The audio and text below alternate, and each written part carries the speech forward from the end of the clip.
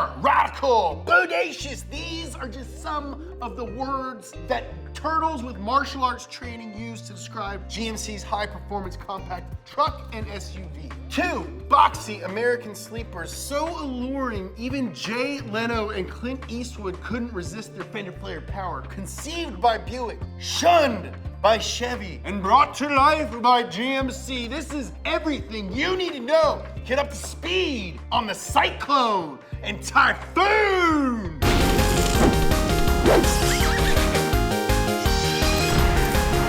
Making up to speed is a dream, but boy, sometimes it can get tough, and I couldn't do it without NOS Energy Drink partnering with Donut Media and me, James Pumphrey. Now, NOS Energy Drink has generously supplied the office with refreshing ice-cold cans of NOS Energy, which is great, but it also creates some in-office competition when it comes down to the last can.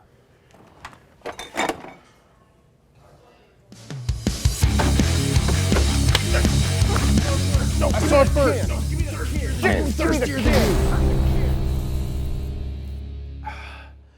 As the 1980s gave way to the 90s, Americans were transitioning from acid-wash jeans to hammer pants and yearning for more powerful, impractical compact trucks. There was the compact 1989 Shelby Dodge Dakota, but that wasn't really all that fast. Then there was the full-size 1990 Chevy 454 SS, which sounded great, but was way too big and still not that fast.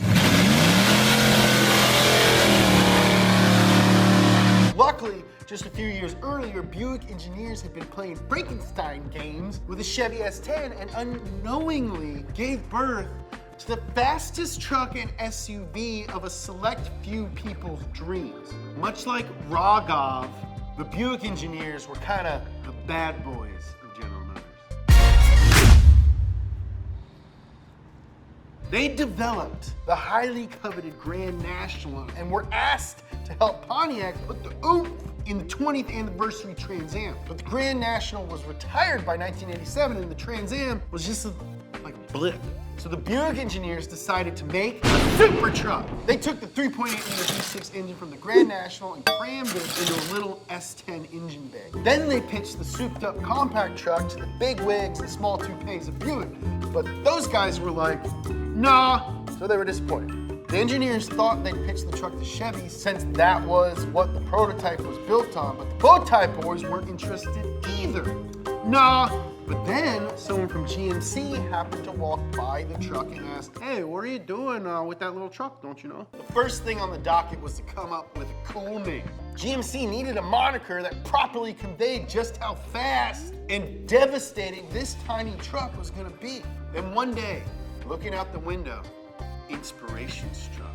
Hey, we gotta get down in the basement. There's a freaking cyclone outside. Well, bring your notebook to the basement because I think that's what we're gonna call that new little truck we're developing.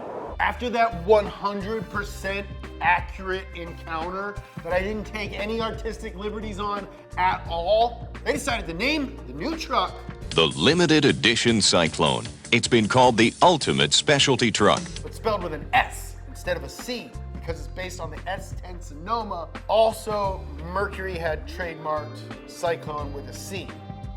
So, with the perfect name, with the perfect spelling picked out, it was time to develop a new power plant. The 3.8 liter Buick V6 in the prototype was awesome, but required a ton of modification in order to fit under the S10's hood. So GMC decided to stick with the truck's original 4.3 liter Vortec V6, but the base engine only made 160 horsepower and 235 torques, which wasn't even nearly enough to give real car enthusiasts that butt pucker. To turn up the wick, engineers swapped out a few basic components and developed them with high performance versions. They got new pistons, main caps, head gaskets, intake and exhaust manifolds, a better fuel system, and a bigger throttle body from the Corvette's 5.7 liter small block.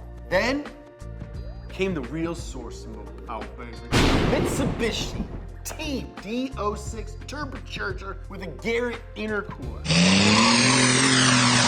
The new and improved power plant was good for 280 horsepower and 350 twerks. The engine was paired with a 4-speed automatic transmission and all-wheel drive from the GMC Safari, aka the Astro van, which you can learn more about in this video right here. All right, kids, let's go to hockey practice. Can we all stop at McDonald's? Yeah, I want some nuggies. Yeah, I want to get them Big Mac. Yeah, we could get the McDonald's. Yay, chunky butts on 3. 1, 2, 3, chunky butts, chunky butts. The all-wheel drive system sent 35% of the power to the front and 65% to the back, where it hooked up to low-profile 245/50 performance tires on 16-inch alloy wheels. This gave the truck a super sticky launch from a standstill and the ability to lay down a blistering 0 to 60 time of 4.5 seconds in a freaking truck in the early freaking 90s.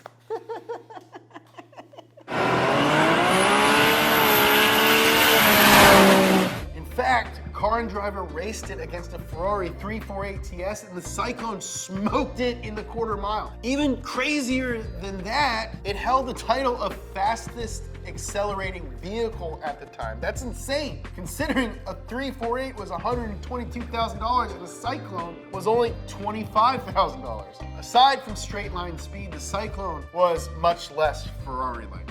There was no chassis engineering. 63% of the truck's weight sat over the front tires. It had a live rear axle and cornered like a newborn giraffe, if we're being honest. The suspension was basically cut springs, so you couldn't even think about off-roading it. And towing with it was not recommended.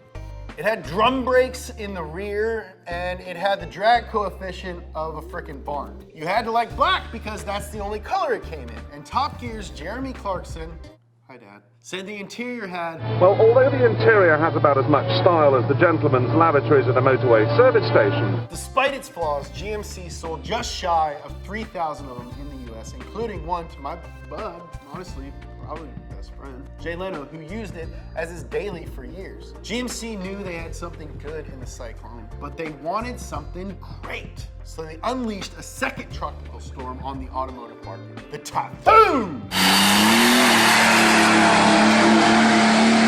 This two-door SUV was the El Nino of compact SUVs. It was almost identical to the Syclone, only it was in a GMC Jimmy body. For about $4 grand more, you can now seat 4 people, have leather-clad seats, and beat a C4 ZR1 in a drag race. And unlike its truck brother, you can choose from an array of colors. Apple red, bright teal, aspen blue. Which color of Typhoon is right for you?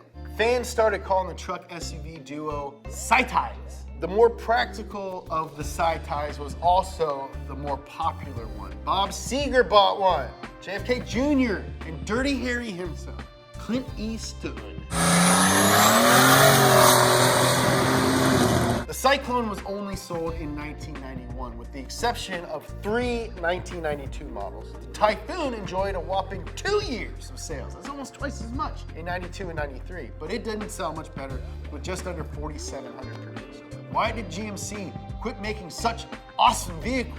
Mainly because the company in charge of modifying the S10s went out of business. And the Mustang and Camaro were way cheaper, sportier choices than the pricey super truck sleepers.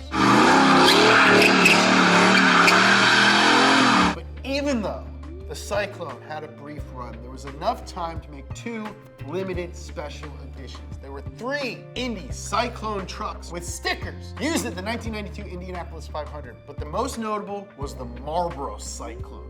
And it wasn't just an appearance package. There were only 10 made, which had performance upgrades, like a performance chip, a boreless stainless steel exhaust, and a Beltex suspension that lowered the truck. But that's all well and good.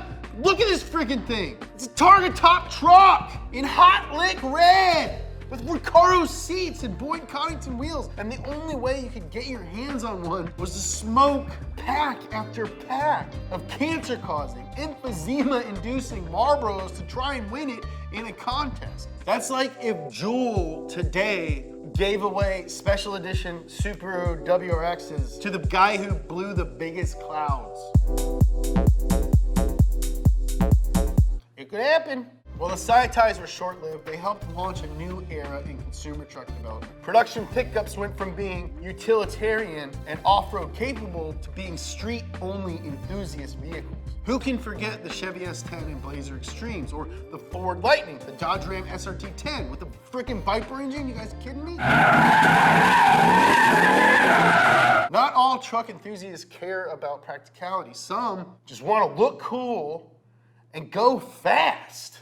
I cannot stress this enough. The Teenage Mutant Ninja Turtles are very real, but also not nice. Do they fight Shredder? Absolutely. Are they nice? No.